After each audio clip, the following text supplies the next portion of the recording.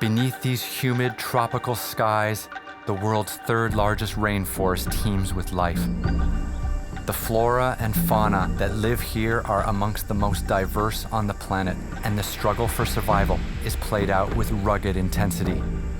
Yet these hills and jungles have seen struggles of a different sort, as in World War II, this almost impassable mountain terrain became the epicenter in a series of seesaw battles as distant powers vied for regional supremacy. And now, join us as we descend through the mists of time to retrace the footsteps of those World War II soldiers along the infamous Kokoda Trail in this episode of Extreme Treks. Out here, it's nature's game. And the elements are our mirror. This is unbelievable. From the heart of deep jungles. This is a tough mountain, man. To the thin air above us. And then you look up and you see this. And it's amazing. Through sun-baked sands, amongst the history and cultures of these lands. Oh, yeah. We walk. Each step revealing a little more of this world around us. And we can see everything. I'm Ryan Pyle. Join me for these Extreme Treks. Papua New Guinea. The rugged geography of this interior has resulted in a country of immense diversity, both biological and cultural. And these highlands have known human footprints for some 50,000 years. And today, in the northwestern province of Simbu, a welcoming party in traditional ceremonial dress perform. Flaxes, feathers, skins, bones, and shells adorn their bodies.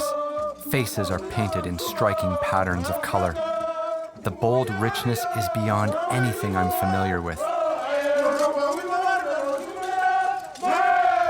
While nearby, a group from a neighboring village are also performing. Their costume and ceremony are notably different. As an outsider, the spectacle seems so foreign to me. The group ritual entered into is a direct living connection to the past, and I try to interpret what's happening before me.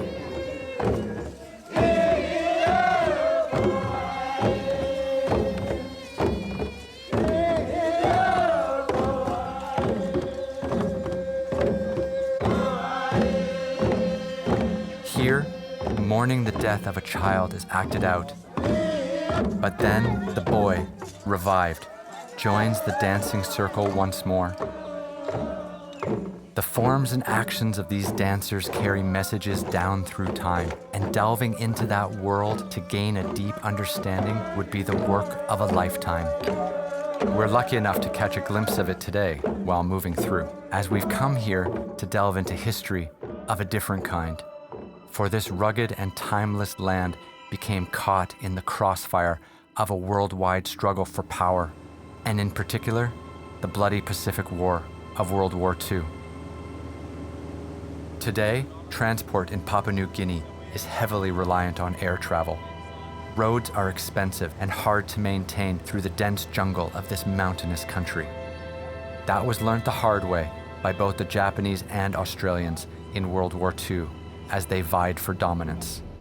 In the opening stages of World War II, the Japanese had been phenomenally successful, sweeping down through Southeast Asia. They believed the biggest challenge to their dominance was the United States, and they sought to prevent them from using Australia as a launchpad from which to retake Southeast Asia. As such, the inhospitable heartlands of Papua New Guinea, right on Australia's doorstep, became the theater for a series of bloody battles and campaigns between the Papuan, Australian, and United States forces on the one side, and the Japanese on the other. And one of the most notorious was the battle along the Kokoda Trail. The Kokoda campaign, fought between July and November of 1942, really defined a lot of Australia's attitudes to the Second World War. I think there are probably as many misconceptions about the campaign on the Kokoda Trail as there are really detailed stories and understanding. So it's still shrouded in mystery and in controversy. Flying over the jungle-covered ridgelines which form the notorious Owen Stanley Range, the terrain is so forbidding that no roads exist in the area. Japanese forces had looked at a map of New Guinea and noticed that there was a track that ran from Boona on the north coast of Papua across the Owen Stanley Ranges to Port Moresby. And so they thought, fantastic, this is an option for us. What they discovered was the Kokoda Trail, one of the most impassable footpaths on the planet. Built in the 1930s, the grass airstrip at the town of Kokoda was of strategic importance during the war. It was near here that the Japanese landed thousands of well-trained soldiers who met a smattering of Australian and Papuan reserve infantry. Today, monuments stand in remembrance of those times of bloody warfare, and it is on this first battleground of the campaign that we meet Chris, who will guide us over the next week along this now infamous trail. This is Kokoda Station. This is where the first part of the battle started. This was the escarpment that the Australians tried to hold against the Japanese on the 29th of July, 1942. But the inexperienced Australian and Papuan reservists were vastly outnumbered by the well-seasoned Japanese Marines, and in a matter of hours were forced back up the Kokoda Trail in search of a good defensive position. Before setting out, we meet the locals who will accompany us, and it was their ancestors who, during the war, played such a vital role in the outcome of the campaign. As the Japanese started their landing on the Papuan mainland, it wasn't only Australian soldiers, it was also the Papuan soldiers. And so it was this coming together of Papua and Australia to fight together here on the campaign. And now it's time to set foot along the infamous trail that has burned its way into collective memory and follow the path along which the outnumbered and outtrained Australian and Papuan soldiers began their retreat at the outbreak of hostilities here in World War II.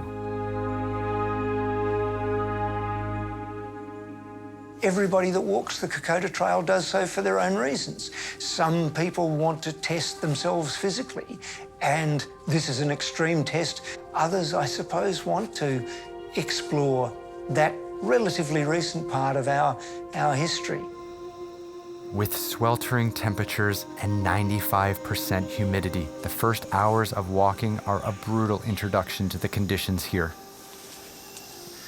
During 2008 and 2009, a lot of people got an idea that anybody could do Kokoda. And we had a number of deaths because of dehydration, which then stressed the body, heart attack, stroke and like. And then in 2009, we actually had a couple of deaths due to hyponatremia, and that is people were so scared of being dehydrated, they drank so much water that they flushed all their salts out and therefore died because they essentially had no salts left in their body. So Kokoda is not for the faint of heart. You do have to be prepared. It's like any major trek around the world. You have to do what's required as the training before you come. But if you do, you'll get through, no problems.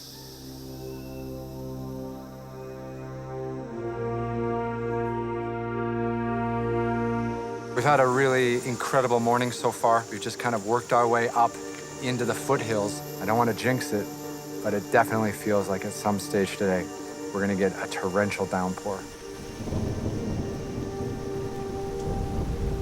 We've arrived at the beginning of the rainy season, and we're soon reminded of it. The temperature drops a little, but the climb continues up into the Owen Stanley mountain range as the daylight begins to fade.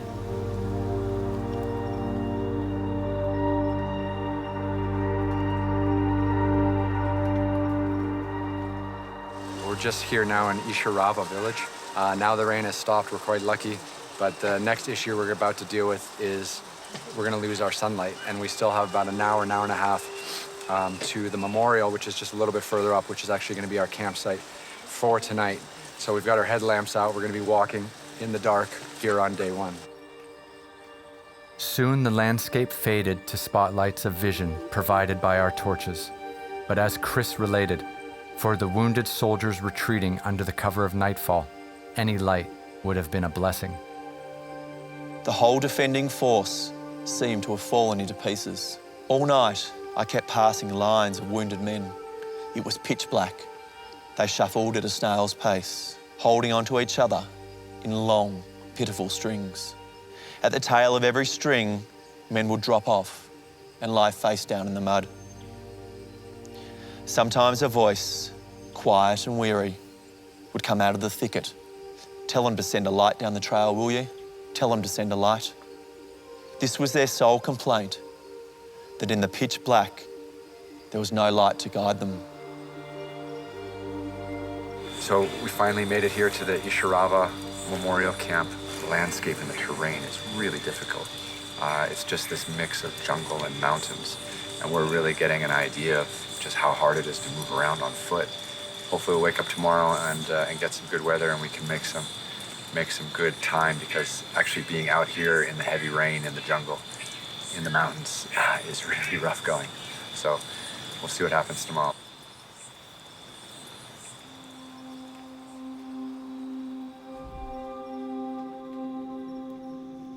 A calm day breaks over the Ishirava Memorial.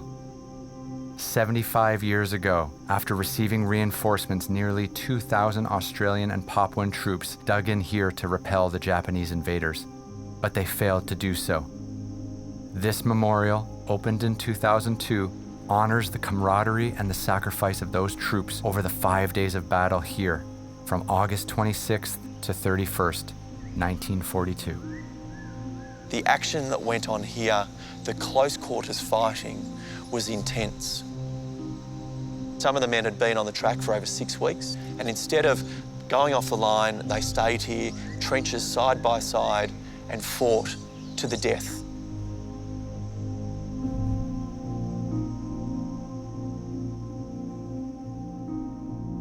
In the freshness of this peaceful morning, in these seemingly remote hills, it's hard to believe that the madness of war had once found its way here. Pretty much the rest of today, we're on the dead set exact trail that was walked by a lot of the soldiers during the war. A sobering thought brought home as Chris directs me towards an informal monument along the track. This is Surgeon's Rock. It's also known by a few other people as Con's Rock. I actually believe it's one of the most hauntingly beautiful places on the track, but very simplistic in its beauty. This was a makeshift surgeon's table, and it was so makeshift there wasn't even surgeons here, it was just medics. And the stream of wounded coming through here was just massive throughout the course of the 5 days of the battle. We had over 300 casualties, and so those that suffered shrapnel wounds because of the artillery here had makeshift limb amputations.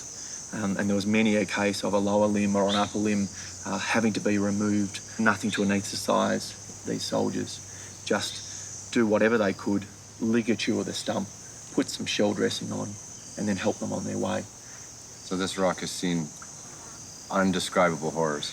Wouldn't have too many nice stories to tell. Locals still care for this rock and keep it decorated with flowers. And a nearby plaque tells the story of an Australian soldier who died here in the arms of his brother. Such heavy Allied casualties were caused in part by one fighting advantage the Japanese had, and Chris leads me to a recently unearthed site nearby, which tells the story. We're looking at an Australian mortar dump. So this was from the second half of the campaign when the Australians were pushing the Japanese back towards Kokoda.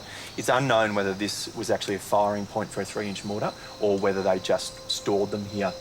But what we've got in front of us is still a live supply of Australian 3-inch mortars, still with their head fuses in. So we're not going to touch them because they're all still fused. We can look, but definitely don't touch. So these have been just laying here for 75 years. 75 years. What we've got here is an Australian Mills grenade. The fuses have been removed, so that's safe. You can still see the pin in the top. The Australian grenade was far more effective than the Japanese grenade, and there's actually a story of an Australian soldier being hit by a Japanese grenade in the mouth. It knocked out a couple of his teeth, fell to the ground, but only caused him a little bit of shrapnel injury in his thigh and his shin. Whereas if one of these went off, they caused a right old mess. So far, far more powerful, the Australian grenade, than the Japanese's were. However, in the early days of the campaign, the Japanese had one distinct advantage: mountain guns. This actually wasn't from here, this has been brought in, but this is a Japanese 75mm howitzer. And, Jesus. And at Ishirava, this is what the Japanese were using on the Australians. This is what led to all those shrapnel wounds and missing limbs at Ishirava. And they did it from a place of safety, and so the Australians had nothing to be able to retaliate with. Jesus. That's intense. That's really heavy too. Yeah. So 50% of those casualties, or over 50%, were caused because of this here. Abdominal wounds were fatal on the Kokoda Trail because of the amount of time it would take for them to receive professional medical help. One of the significant roles the locals played in the war effort was the transporting of the wounded. However, in the first few weeks of the battle here, this was not well organized. There wasn't many Papuan stretcher bearers up here because they weren't allowed to the front. But a lot of the men just crawled and hopped on their way back to Jakadil Creek at the regimental aid post, which for us is 3 hours walk. For them, injured, might have been a day's walk. And hearing descriptions of the walking wounded crawling their way to the med center, they're talking about this sort of terrain.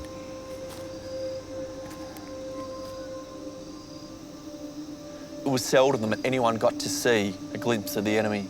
Most of the wounded were very indignant about that. They were humiliated beyond endurance by the fact that they had been put out of action before even seeing the enemy. This was jungle war, the most merciless war of all.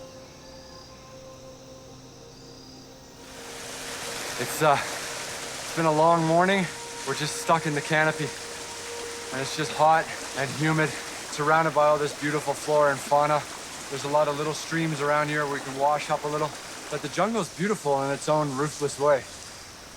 Teeming, indifferent, the jungle engulfs everything, and the echoes of these long ago fought battles are absorbed in the day-long shrill rasp of insect life and bird song.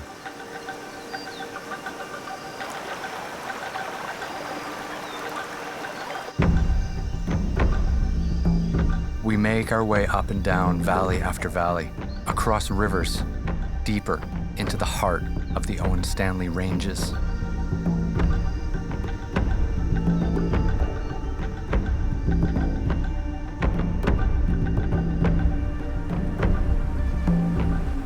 Eventually, our camp for the night comes into view, and the bright song and spirits of our guides is a welcome tonic to a heavy day of walking through this brutal history.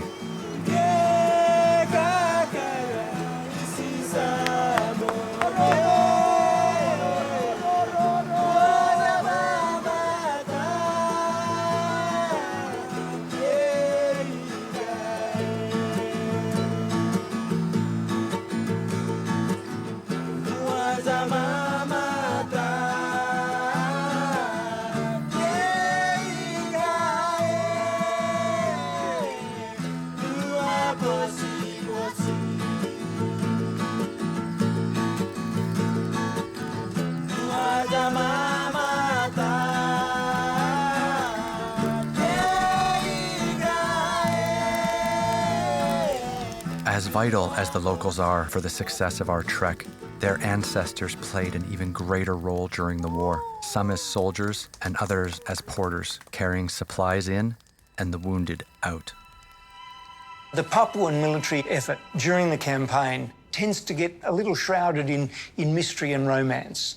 The reality is that initially, many of them were coerced into becoming porters, and that led to a great deal of dissatisfaction. And it wasn't until a group of Australians who had worked with the local Papuans, who treated them with respect, and as a result, they were able to organise that massive body of labour into well-coordinated teams. The Fuzzy Wuzzy Angels was an Australian term that was given to the carriers and the stretcher bearers here on the Kokoda Trail that would carry the wounded men across the track. And many Australian soldier has their life to thank for what the Fuzzy Wuzzies did. Our porters are from the two extremities of the track. We have quite a few porters from the Kokoda end, and we also have a group from Sageri.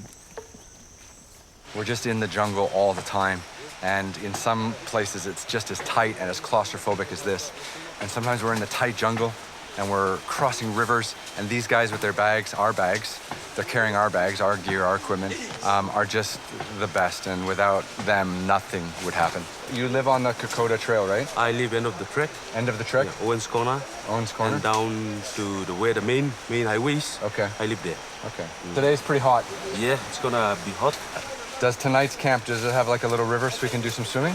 Yep. It's the perfect way to end after a long day, right? Yeah. Yeah? You're gonna relieve the pain through your brain. Relieve the pain? Yeah. Through the brain. Cure the brain. Love our guys.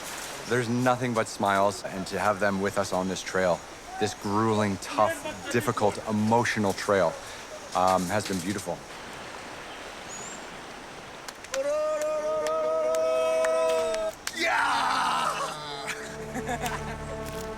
The sure-footedness of our porters in this steep, slick terrain is impressive. During the war, the logistics of getting supplies in and the wounded out over this landscape was a huge problem, and so much depended on the same steady strength and care of the locals to get the job done. There's nothing flat in this jungle, and you're either walking up a slippery, muddy slope or going down a slippery, muddy slope. If you can kind of manage maybe a mile an hour in this kind of terrain, you're doing really well. It's just amazing how our porters are handling this. Obviously, they're local. They've been doing these trails since they were kids. But for us, it's a serious, serious workout.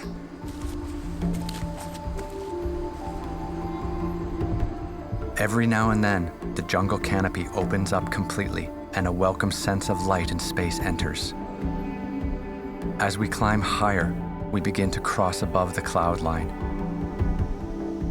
Reaching the watershed of one ridge, Chris stops us for a minute.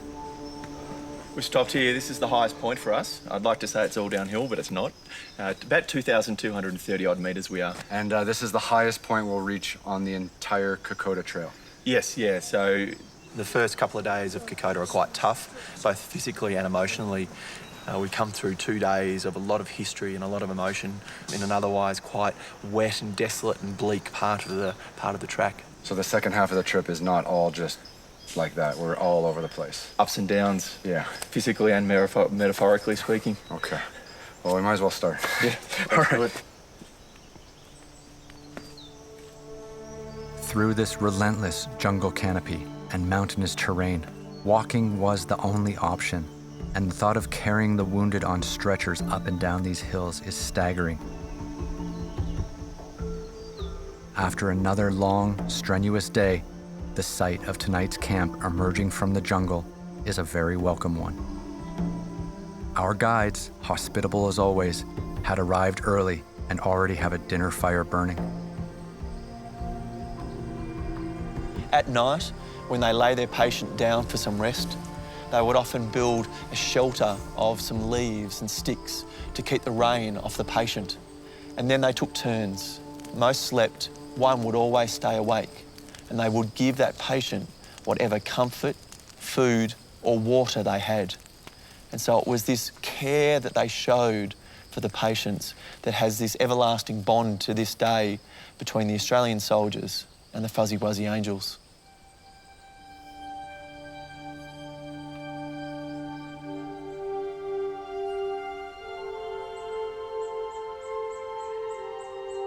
We wake to a brilliantly clear day with the sun rising through cloudless skies. The relative cool of the morning calls us out onto the track early and into the oxygen-rich air of the forest floor.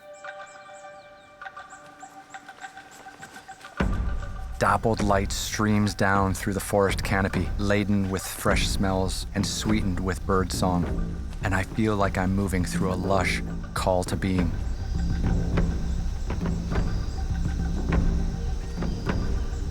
Papua New Guinea is home to the world's third largest rainforest, supporting an enormous richness of biodiversity. Yet it was this same forest which was the real danger for many of the troops who fought here during World War II.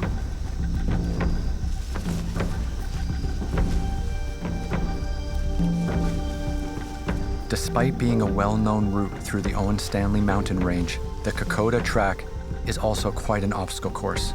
Constant attention needs to be paid to finding foothold. One moment's inattention can be punished. The jungle is unforgiving.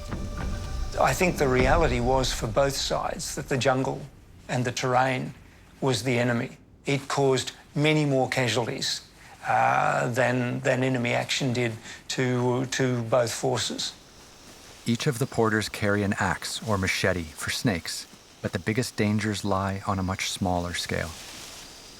There was a very high percentage of Australians that served on the Kokoda Trail became sick and carried those illnesses with them long after they were discharged, indeed for the rest of their lives in some cases. They were more than half afraid of the country. You could see that in their movements, in their whole attitude. They were more afraid of the country than they were of the Japanese. They were continually worried about the idea of being cut off. To their minds, being cut off meant that one must wander through the jungle, wander in the hills and wander in the valleys, up and down and up, those heartbreaking razorbacks, until one died of hunger or exhaustion. We're almost at the halfway point and we can see what we've got coming up right in those clouds is Port Moresby. And when the Japanese actually came through here in early September 1942, they could see the searchlights at Port Moresby, and that gave them so much hope and heart that they were actually nearly there. They'd nearly pushed the Australians all the way back.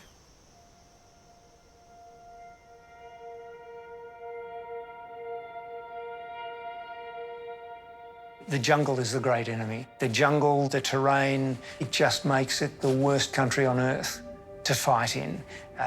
You can't get your wounded out, you can't feed your soldiers, you can't keep them supplied with ammunition. You can't even offer air support because it is the most dangerous flying country. The aircraft that both sides had accessible at the time, many of them had ceilings that wouldn't allow them to fly over the Owen Stanley ranges. Precious few clearings exist in the jungle canopy. One that does is this supposedly dried-out lake bed of Maiola. This is where the Allies dropped in supplies of food and ammunition to the troops below. Over 50% of the supplies that were dropped into Maiola during the war via the biscuit bombing were actually lost and were never recovered, just for the sheer amount that went into the jungle rather than actually landing in the clearing. As the Japanese continued their relentless push over the trail towards Port Moresby, the Australian and Papuan forces retreated to what they believed was a defendable position on the top of Brigade Hill. But the Japanese, ever daring, continued to encircle them. The Japanese were infiltrating. Machine gun fire became more intense as we went on. Most of it was on the flanks, and then we heard some bursts directly in front of us. Absolutely nothing could be seen. It was uncanny. The bullets made a strange noise amongst the leaves, a low, deadly whispering before the rattle of the discharge. The whole battle had become a blind groping in a tangle of growth. Then, from out of the thicket, a smooth blanket of grass opens up, covering the knoll of a hill. And amongst the clearing, plantings of a different kind stand in remembrance against the clambering tangle of time. We're on the knoll at Brigade Hill, and this was the final fatal charge by many young Australians here on the 8th of September 1942. The Japanese clawed up the sides of an extremely steep bank. They dragged a Juki machine gun. They pitched it exactly where we are on the top of the knoll and unleashed on the Australians. We lost a massive amount of men. The day wore on and witnessed heroic acts of bravery. as young men laid down their lives fighting to defend their comrades and buy time for the walking wounded. Yet again, the Japanese prevailed.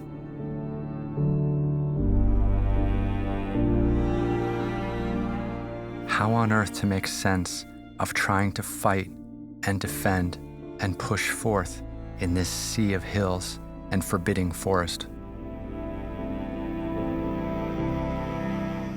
So many times on this journey, you're walking in the heat or the rain, and then you come to a place like this,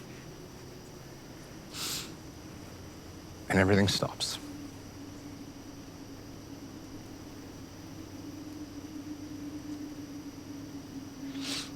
There's a real heaviness to this place. It's seen so much heroism, so much bravery, and so much just useless killing. And if you kind of absorb that history and you let it seep in, it's just such a rewarding experience, even though it'll leave you a little heavy-hearted in stages. It's incredibly beautiful.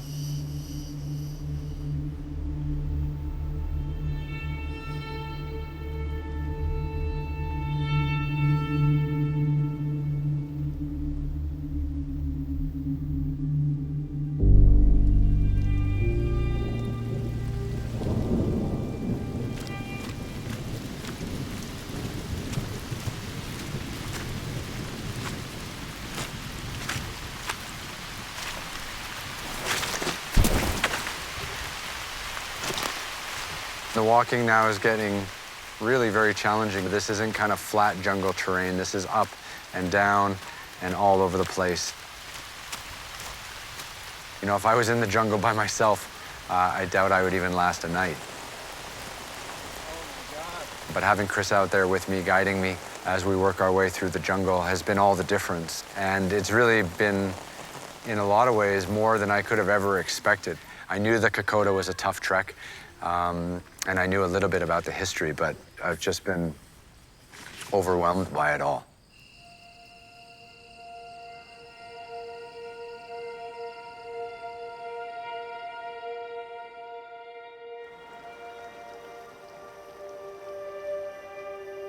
Today, the population of Papua New Guinea is estimated between 8 and 9 million people.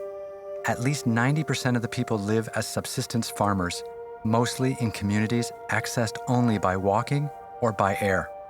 Around 840 living languages are said to exist here, making it the most linguistically diverse country on the planet. As such, the infrastructure challenges to modernization are great, not only physical, but linguistic and cultural also.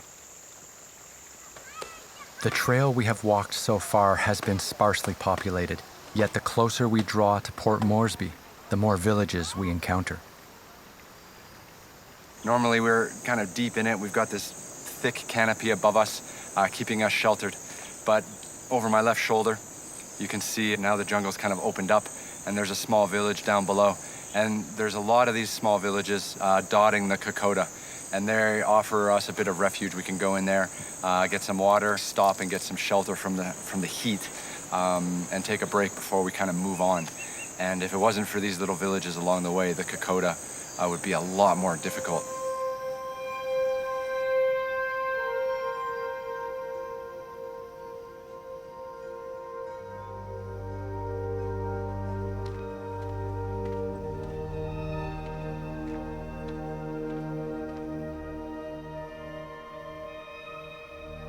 While walking, Chris has shared horror stories that took place during the campaign here. An entire battalion, more than 300 men cut off and forced to walk without food through these forests for 3 weeks. The reports of fresh troops witnessing the shocking conditions of these soldiers, as well as that of other men returning from the front. When the 39th Battalion, the original militia battalion, came back through this position, the fresh troops up the line were absolutely shocked at what they saw. The skeletal, gaunt spectres of what was remaining of these soldiers coming through, ragged uniforms, their eyes sucked back into the sockets. These tales and others have etched their way deeply into the collective conscious of Australians and Papua New Guineans. And from the Japanese, the losses were immense, and yet still so much is unknown. The Kokoda Trail is important for a range of reasons. For the first time, a land enemy gets very, very close to mainland Australia. It was desperately fought. From an Australian perspective, Kokoda's very much a rite of passage, and it's following in your father's or your grandfather's footsteps and coming up here and experiencing what it would have been like, only a taste of what it would have been like, of course, but what it would have been like during the war. By September 1942, the foothills overlooking Port Moresby were within reach for the Japanese.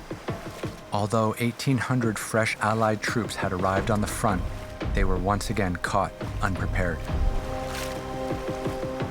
However, the Japanese supply lines had reached their limit, and the changing circumstances in the wider Pacific theater of war caused the Emperor to order a Japanese withdrawal.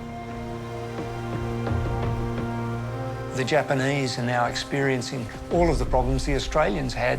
They can't get their supplies over the Owen Stanley Ranges. They're fought to a standstill. And the whole process begins the other way. So the Australians drive the Japanese back up the Kokoda Trail. They retake Kokoda Village on the 2nd of November, and the Japanese then retire to a series of beachhead defensive positions on the north coast at Buna, Gona and Sanananda, and then the battle for the beachheads occur. The Australians wouldn't have been able to have driven the Japanese back as effectively as they did had it not been for the Papuan labour units. You know, the whole experience has been beautiful. Connecting with the local PNG team, and you just follow their lead. Now, they were wearing flip-flops and trekking through the jungle, so I'm not ready for that yet.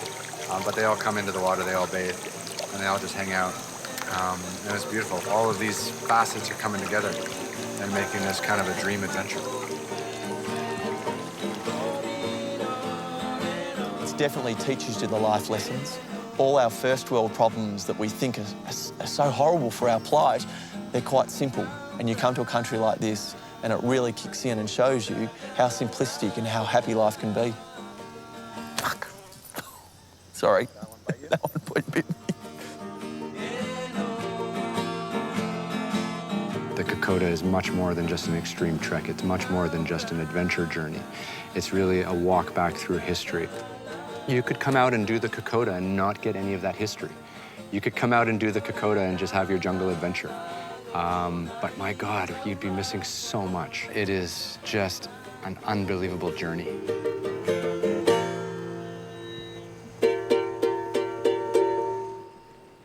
In Australia's case, we were able to recover most of our dead on the Kokoda Trail, and they are buried at Bumana in the Commonwealth War Graves Commission Cemetery.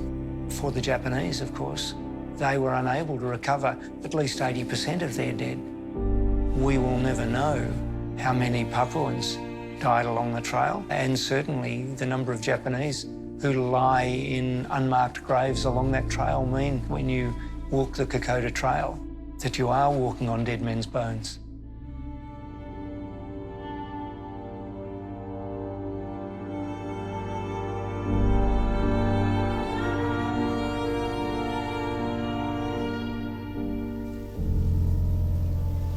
After a week that has felt a lot longer, we sadly say farewell to our porters. Their endearing good nature and strength has made for an incredible journey.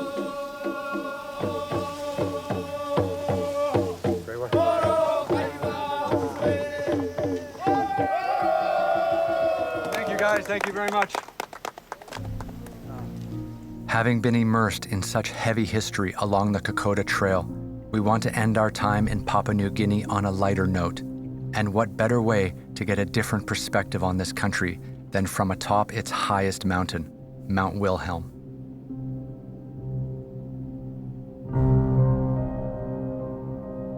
Although lying just below the equator, Papua New Guinea boasts mountains tall enough to experience snowfall.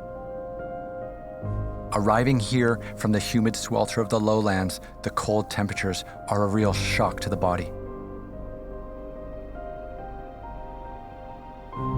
We're really struggling now. It's like day 30-something, and no one wants to talk to anyone else, and everyone hates each other. Oh, man. Being the rainy season, the weather up towards the peak looks quite unpredictable, but our local guide's buoyant enthusiasm is reassuring. My name is Toby Gagma. I've been up to Mount William 110 times. Real experienced guide. Standing at 4,500 meters above sea level, ascending Mount Wilhelm is no small feat. The real name of Mount William is Ndevek Komgo. Very nice name. Its translation is the first stone. But after that, a German came up here, and he was the first man to climb Mount William. So he called it as Mount Wilhelm. Wilhelm is the German patrolling corps name. As we stand by the lake, our views vanish as clouds roll in. However, Toby seems unbothered. At 12 o'clock, midnight, we start climbing Mount William. We turn in early for a few precious hours of sleep before our midnight ascent begins.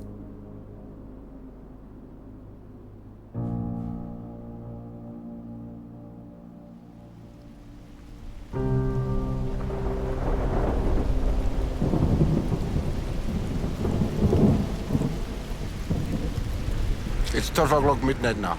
It's time to climb up to the summit. It's going to be slippery, and safety is important. So we follow you all the way to the top. Yes. All right, let's do it. You ready? Yes. Okay. I'm ready to go now.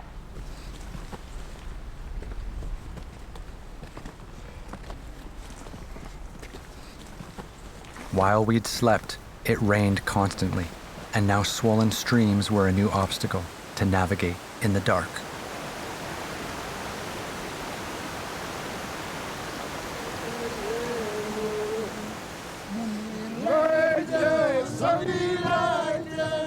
So now we're getting well above the tree line. A lot of light scrambling on the rocks. Still only 2 a.m. A couple more hours till daylight. Altitude's not affecting me at all. We keep climbing.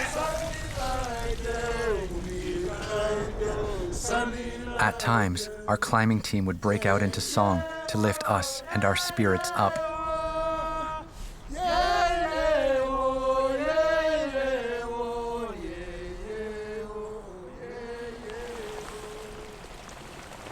It's still pitch black outside. We can't see too much. Anytime we stop, that's when you start to feel the wind and the cold. Yeah. But when we're moving, It's getting warmer. getting warmer. We are coming close to Mount William now.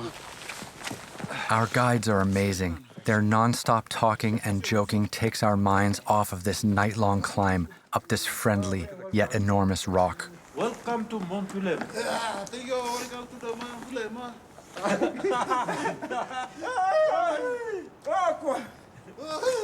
So it's 5:30 in the morning.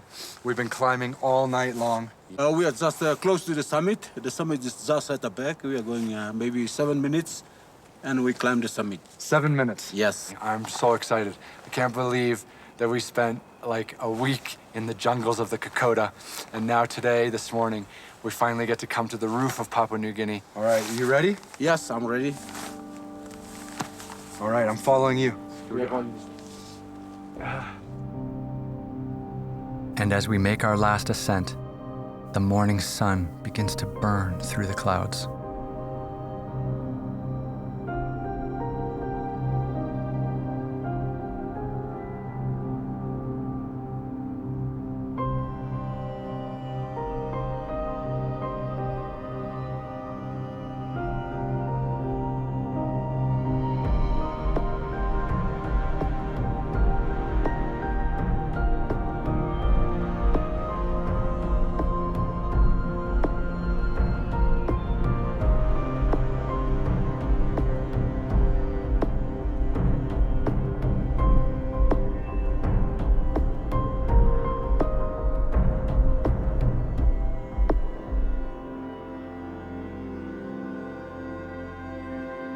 We finally made it.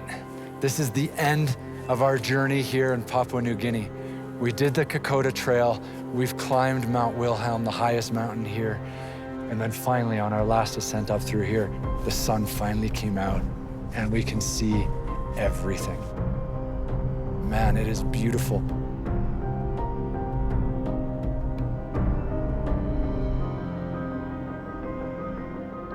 I just feel so privileged to have had the chance to explore Papua New Guinea this week. I don't know, it's gonna be tough to leave. The people here are amazing, the landscapes are amazing. Everything here has just been top-notch from start to finish. This place is unique, it's special.